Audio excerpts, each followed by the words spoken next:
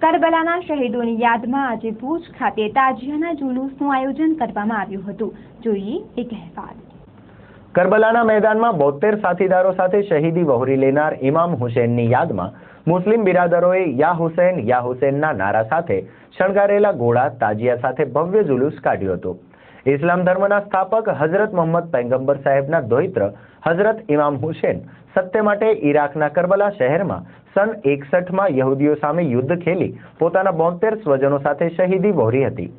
ભુજમાં ભારે માતમ સાથે તાજિયા જુલુસ નીકળ્યું હતું। ઇમામ હુસૈનની યાદમાં વિશ્વભરના કરોડો ઇસ્લામ ધર્મીઓ મોહરમ માસના પ્રથમ 10 દિવસ શોક મનાવે છે અને ત્યારબાદ તાજિયા કાઢવામાં આવે છે। મોહરમ નિમિત્તે કોમી એકતાને અનુરૂપ કાર્યક્રમ જૂની ભીડ બજારના આઝાદ ચોકમાં યોજાયો હતો।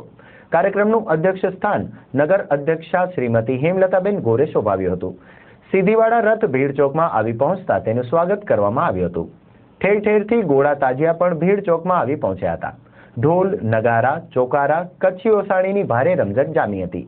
શણગારેલા તાજિયા તાબૂસ સેજ રથ અને ઘોડા જોવા ઠેર ઠેર લોકો વિશાળ સંખ્યામાં ઉમટી પડ્યા હતા।